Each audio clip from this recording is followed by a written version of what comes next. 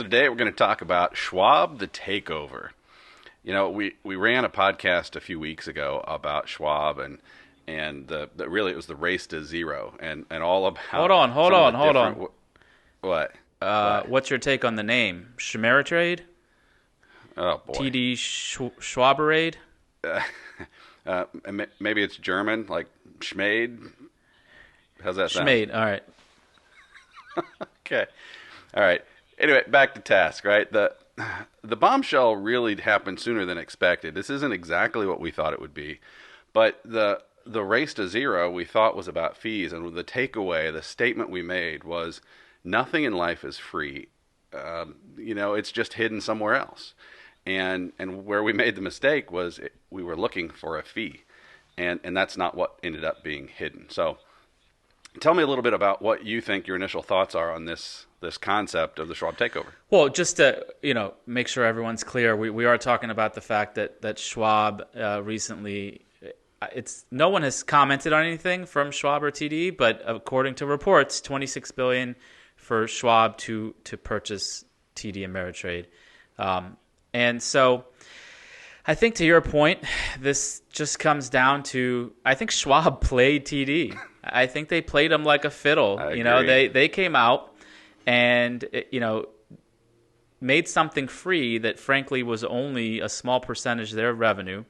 TD, which showed their desperation, acted within the hour to drop their commissions, which was 30% of their revenue.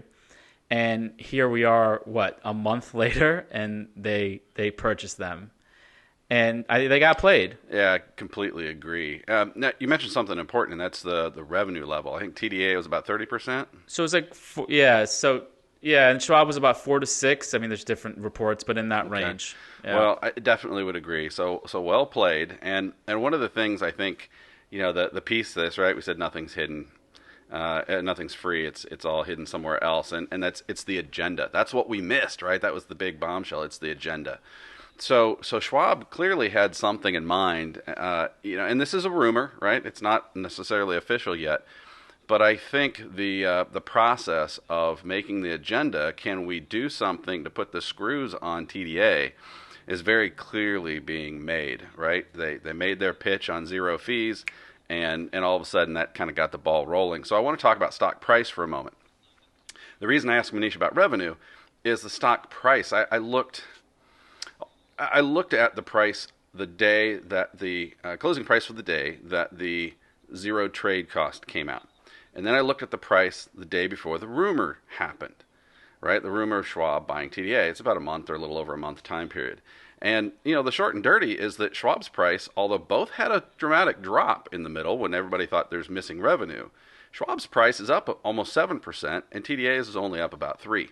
Now, that's a short-term window, but you get the idea here is that Schwab decreased something that didn't mean anything to them, trade revenue, and TDA jumped on it, and that is a big piece for them. So, Manish, do you have some additional thoughts on that component? Absolutely. I mean, it was well played. They played him like a fiddle, and this, we'll see how it all turns out, and we're going to dive into what our thoughts are on it for sure. But it was a scale play. If you are going to cut commissions to zero, if you're going to cut these other costs down, you're going to have to make it up in scale, and that's all this is a scale play.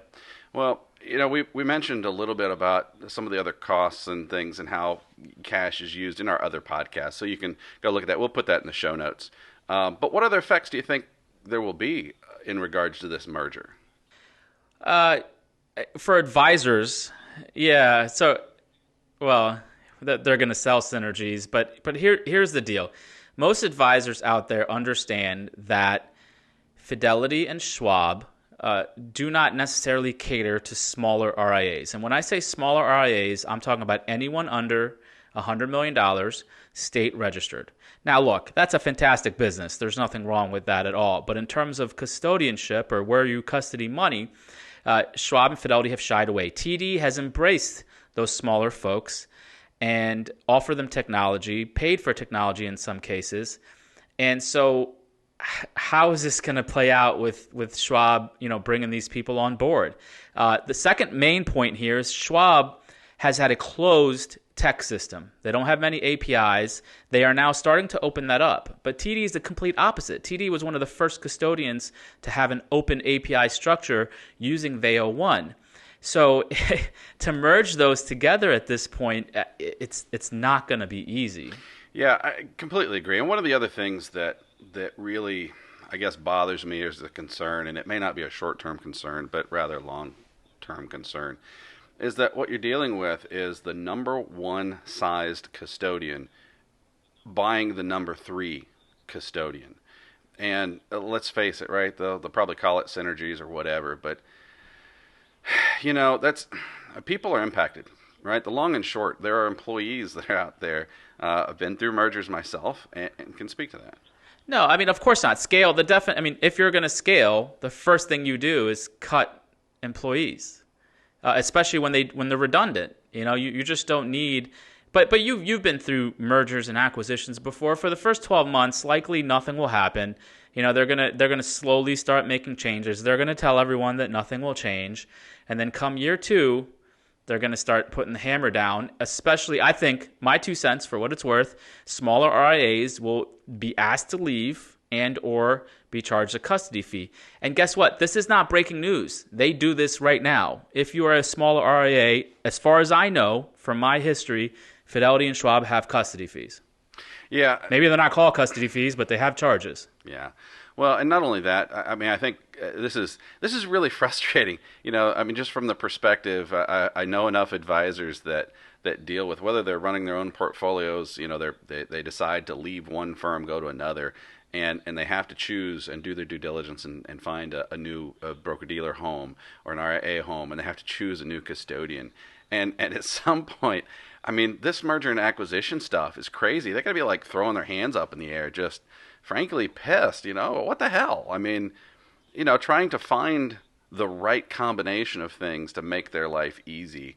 It would be nice if that was simple, but all of a sudden I know advisors that have recently made these decisions. And well, listen, I mean, to your point, so I posted on Twitter this morning, we have a couple advisors that left Cetera, they go to another firm, Securities America, use TD, and there's nothing wrong with any of these firms, but the point is, now your BD and your custodian just got bought in the matter of a month. So at some point, all this consolidation, and I've talked to advisors all day today about this subject, and at some point, they just stop caring. When you keep treating people like revenue numbers and scale numbers, those people might react with a, hey, give you the middle finger and move on. So at some point, it has to be just enough's enough. But hey, I wanted to mention, full disclosure, we have money at Fidelity. We have some money at TD. So we're going to go through this pain or transition or joy just along with everyone else. And we don't know where it's going to end up.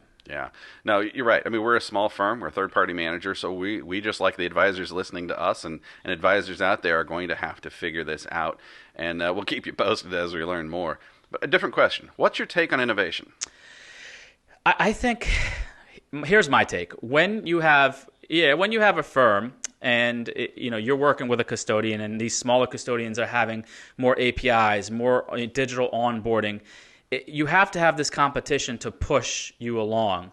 And when there's only 2 choices, the top firms can tell smaller people, just leave. And I think this will stifle innovation. Some people don't think so, but put it this way. When you're combining 2 custodians, I guarantee you for the next 2 years, they're not going to really innovate anything. And so, it's going to take time to combine. I just don't think it's good for business, for any business, to have this much concentrated. It's going to be over 50% of all RIA custody business in the hands of one custodian, $5 trillion. I think it's going to hamper innovation to start, and maybe at some point because of the scale, it'll come back up, but who knows? Yeah. Okay, so here we go. You're an advisor. You've made some of these decisions. The rug's been pulled out from under you. You're pissed. You're ready to punch your computer, break your keyboard, and say, I just would like to do business and take care of my clients. I mean, what do you think they should do if they're really angry? Well, the emotional reaction, whether it's this or money management, is usually not the right one. So for now, I would do nothing. Just take it all in. We don't know anything yet. We don't know if the DOJ comes out and stops it. So right now, there's nothing to do. Just go about your life and go about your business. However, if you are fed up with all this, I don't know how many options you have. So first, there's other small custodians, E-Trade, Trade PMR, Pershing. But you know this from your experience in the broker-dealer world. Who's to say that they don't get bought 2 months from now, 6 months from now? So that's a risk. Yeah, you're right, and I guess let's take a little snap back, right? Little look back to 2016 and 2017. It sets a little bit of the groundwork for what's going on. Excuse me. The 2016, 2017, you had TDA by what was it? Scott Trade, right? You had Ally by Trade King, E-Trade bought Options House, Aperture. And what was really happening then was, I think it was a little bit of the sort of clearing of the tumbleweeds, right? You've got these smaller firms getting Correct. bought by mids, and then yes, you've mentioned some new startups or some really smaller ones, more the completely online. But what we've got now is this big merger concept, and it just doesn't leave a lot of room. And look, the reality is the number one thing that usually ends up going frustrating advisors is service, and that's I'm gonna use what I call dial a ding dong, right? Nobody wants to be in that position where bigger is better. No, bigger is just bigger. So you call a number, you get somebody, you get an answer, you call back and hope you get the same answer just to make sure it's right. Small service is getting thrown out the window. I just think that in this process, if this goes through, you've got the number one and number three custodians merging together, and that doesn't leave much room. Well, so in terms of what you're trying to get at, so the choices really are, you have your small custodians, right? You have the startup custodians like an Altruist, and shout out to Jason Wank, who I've got to know in the last couple of months, and we could dive into that a little later. But they're coming out with some cool tools and whatnot. And to your point, it's the tuck-ins, right? Can you join an existing RIA, and what are the benefits and cons of that, right? You have your bigger firms out there that are aggregators that are going out there recruiting, but they're still looking for 100, 200, 300 million dollar firms. And those firms, frankly, aren't going to have many issues at Schwab to begin with. What we're talking about is, for those smaller RIAs, maybe the state registered RIAs, there could be a chance for you to tuck in with a smaller RIA, yet still, someone that's large enough to have services and customer service and whatnot. And that's what you're mentioning there in terms of, tucking in with a Potomac or another firm like us, who where you can still sort of remain independent, but benefit from the services that we have. Yeah, spot on with the tuck-in. I think it's going to continue to be tougher and tougher for the 1 to 2 person shops, the state registered, maybe 20, 30, $40 million RIAs. Finding a home where you can feel at home is absolutely critical. It's like the old Cheers TV show, right? You want to be at a bar where everybody knows your name. Manish, do you have any final thoughts in this process as we wrap this up? Yeah, not really. Just I don't think it's that big of a deal to get riled up about right now. We don't know if it's going to go through. I don't know much about antitrust, but if this doesn't smell like something's funny, I don't know what the hell is. Based on just how much of the market they're going to control. But this administration is a little loose in terms of that. So we'll see. I mean, it could go through, but I would just hang tight for a little bit and see what happens. All right.